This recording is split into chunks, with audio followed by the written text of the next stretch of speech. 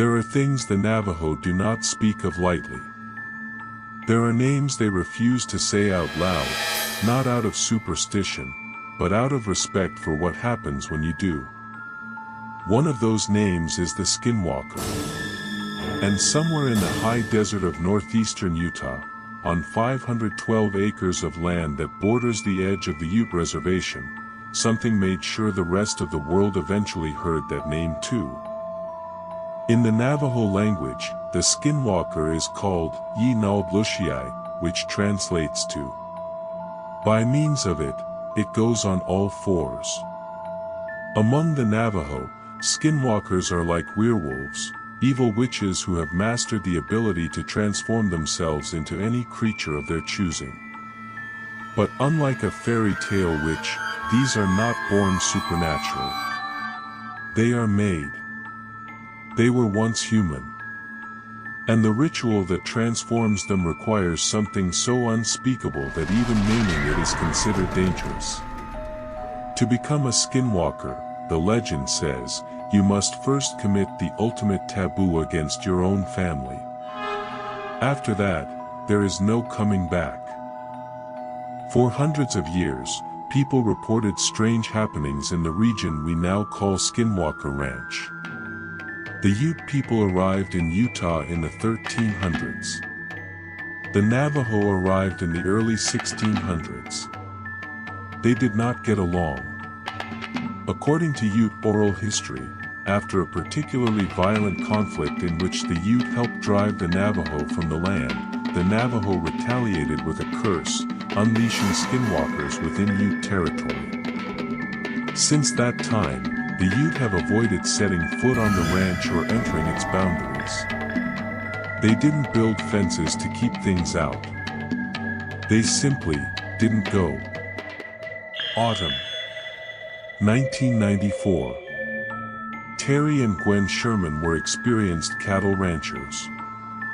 They purchased the 512-acre property in Utah's remote Uinta Basin hoping to raise quality livestock, to build a quiet life for their son and 10-year-old daughter.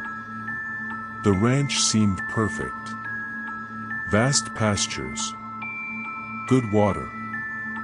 The kind of isolation that promised peace. What they found instead would change them forever.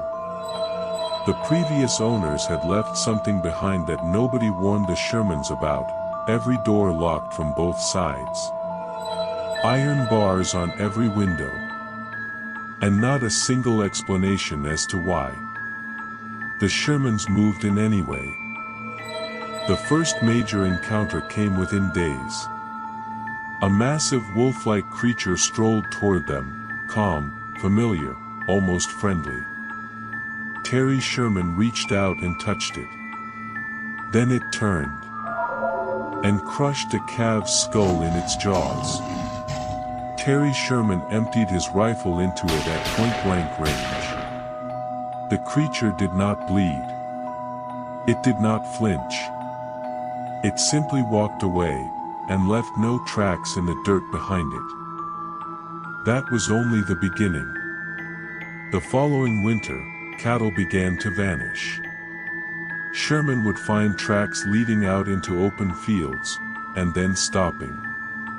No predator prints. No signs of struggle. Just hoofprints walking into an open space, and ending.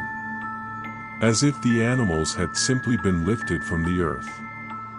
Then came the mutilations. One cow was found with its ear removed cleanly, as if by surgical instrument. Another had its reproductive organs taken with no blood loss and no tracks around the carcass whatsoever. Veterinarians could not explain the precision. There was nothing natural that could account for it. The family heard disembodied voices drifting through empty rooms. Strange aerial objects and glowing orbs hunted across the pastures at night. And then, witnesses reported seeing dark, elongated figures stepping through what appeared to be shimmering doorways in the air itself. They would observe. And vanish. Tools disappeared from locked sheds and reappeared inside the refrigerator. Their children lived in terror. 18 months after moving in, Terry and Gwen Sherman sold the ranch and fled. Las Vegas aerospace billionaire Robert Bigelow purchased the property for $200,000 and immediately deployed a full scientific team, the National Institute for Discovery Science, to study and document what was happening on the land. Scientists, cameras, motion sensors, around-the-clock surveillance. Surely now they would have answers. But the phenomena didn't stop for the scientists. Researchers witnessed the same inexplicable lights the Shermans had reported. And their equipment, inexplicably, would malfunction at critical moments. Electronic instruments were physically mangled. Wires ripped from devices. One retired Army intelligence officer who consulted on the investigation said he believed a precognitive sentient intelligence was at work, somehow anticipating what the team was going to do next and sabotaging them before they could do it. Whatever lived on that land, it knew it was being watched. And it didn't like it. Today, the ranch sits behind barbed wire fences, private property signs, and armed security guards posted around the clock. Cameras cover every inch of the property. The U.S. government itself, through a program called the Advanced Aerospace Threat Identification Program, eventually took interest in what was being documented there. The Uinta Basin of eastern Utah has been called UFO Alley by those who study it. One local filmmaker said, "You can't throw a rock in southern Utah without hitting somebody who's been abducted."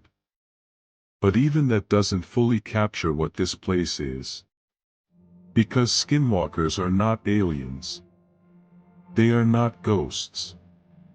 They are not creatures that evolved in the dark. They are malevolent. They are ancient. And according to Navajo tradition, they are former humans who chose power over everything sacred, and became something that cannot be undone. The Ute people who have lived beside this land for centuries will tell you plainly. Don't go near the ranch. Don't say the name out loud. And if something out in the dark of the Utah desert looks human, but moves just slightly wrong, walk away. Don't look back. And whatever you do, don't let it see your face.